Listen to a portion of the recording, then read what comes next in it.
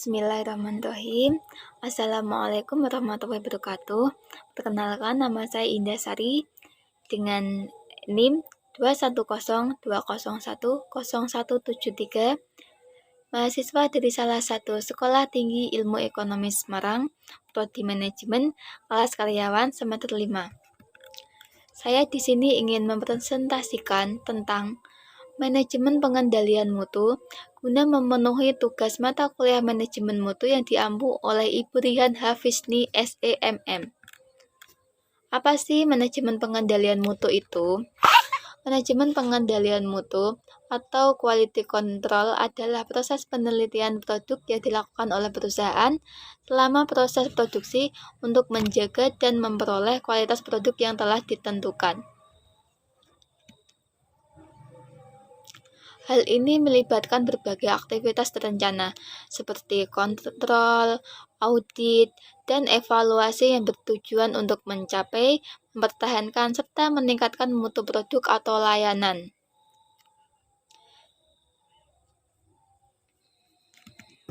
Tujuan manajemen pengendalian mutu. Beberapa tujuan khusus pengendalian mutu antara lain ada 5. Yang pertama, menentukan standar kualitas produk atau jasa yang dihasilkan oleh perusahaan. 2. Meningkatkan efisiensi dan efektivitas produksi. 3. Mengurangi biaya produksi dan meningkatkan keuntungan perusahaan. 4.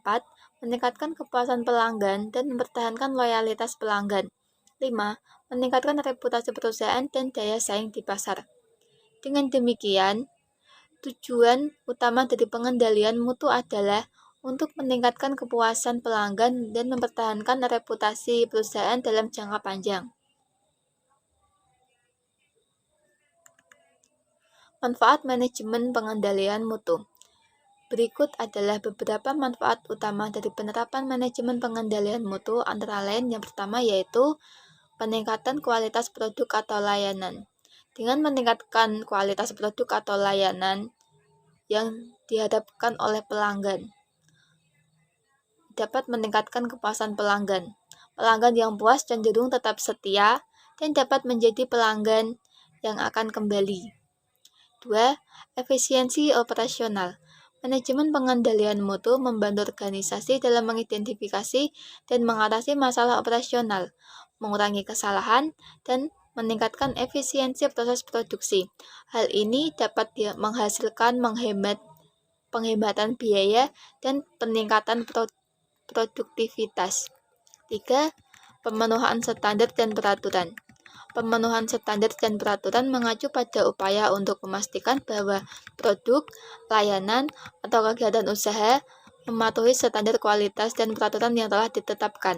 Hal ini penting untuk memastikan keselamatan, kesehatan, keadaan, dan kualitas produk atau layanan yang disediakan. Dalam konteks usaha, pemenuhan standar dan peraturan juga dapat berhubungan dengan sertifikasi standar usaha dan perizinan berusaha yang diperlukan untuk memastikan bahwa kegiatan usaha dilakukan sesuai dengan standar yang berlaku. 4. Peningkatan produktivitas karyawan. Peningkatan produktivitas karyawan merujuk pada upaya untuk meningkatkan efisiensi dan kinerja karyawan dalam menyelesaikan tugas-tugas mereka. Hal ini dapat dicapai mulai berbagai cara, serta memberi tugas sesuai dengan minat dan kemampuan karyawan, membangun komunikasi yang efektif, menyediakan pelatihan, dan memberi insentif yang memuaskan dan menciptakan lingkungan kerja yang kondusif. 5. Pengurangan biaya. Meskipun implementasi awal sistem pengendalian mutu mungkin memerlukan investasi dalam jangka panjang, hal ini dapat mengurangi biaya produksi karena meminimalkan kegagalan. 6. Peningkatan kepercayaan pelanggan. Kualitas yang konsisten dan terjamin dapat meningkatkan kepercayaan pelanggan. Ini dapat menciptakan loyalitas pelanggan dan membantu memenangkan pangsa pasar. 7. Inovasi produk dan proses. Proses pengendalian mutu juga dapat memicu dalam produk dan proses produksi. 8. Manajemen risiko yang lebih baik. Dengan mengidentifikasi dan mengatasi resiko dalam proses produksi atau layanan perusahaan dapat mengurangi kemungkinan terjadinya masalah serius yang dapat merugikan reputasi atau keuangan perusahaan. 9. Daya saing. Peningkatan daya saing. Kualitas yang tinggi dan kepatuhan terhadap standar internasional dapat meningkatkan daya saing di pasar global. 9. Pengambilan keputusan 10. Pengambilan keputusan yang lebih baik.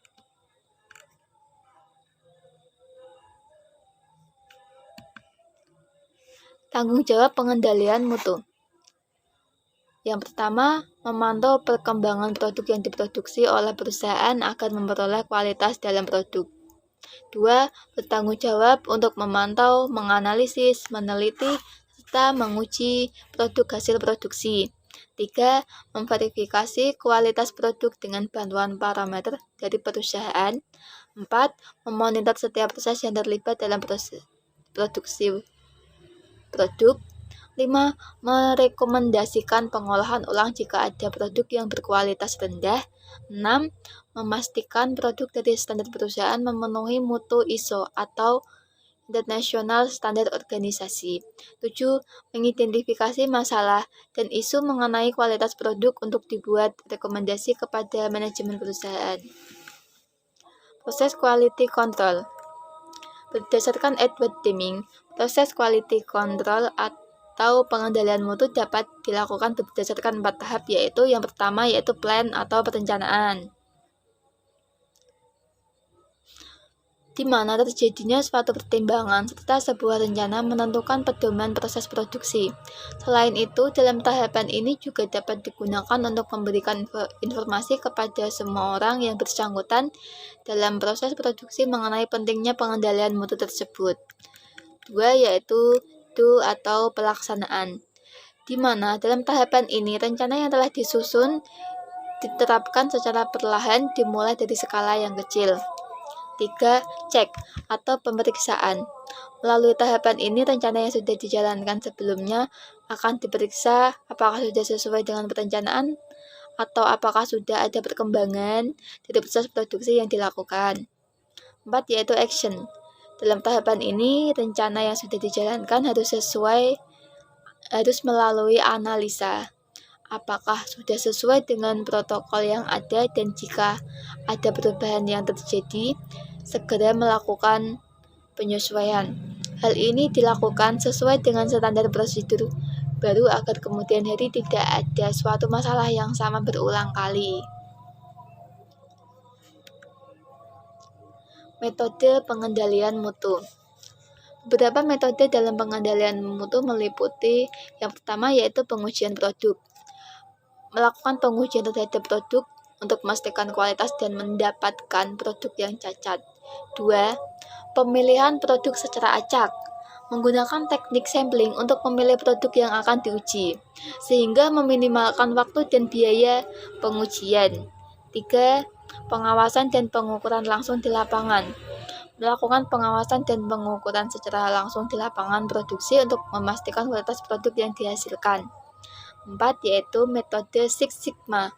Menggunakan metode Six Sigma, define, measure, analyze, improve, control, untuk mengidentifikasi dan meminimalkan produk cacat dalam proses produksi. 5. Yaitu Failure Mode and Effect Analysis atau FMEA. Menggunakan analisis FMEA untuk mengidentifikasi potensi masalah dalam proses produksi dan mengurangi dampak negatif tersebut. 6. Yaitu pengujian statistik. Melakukan pengujian statistik pada sampel produk untuk memastikan kualitas produk dan memperoleh data yang dapat dianalisis.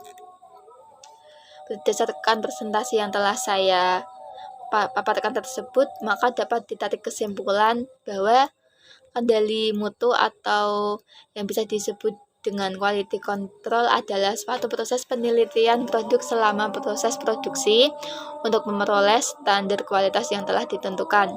Kendali mutu mencakup pengawasan, uji tes, dan memeriksa semua proses produksi yang terlibat dalam produksi suatu produk. Tim kendali mutu harus memastikan semua standar kualitas terpenuhi oleh setiap komponen produk yang disediakan produsen. Proses pengendalian mutu dapat dilakukan secara manual atau menggunakan teknologi, tergantung dari sektor industri mana kendali mutu dilakukan.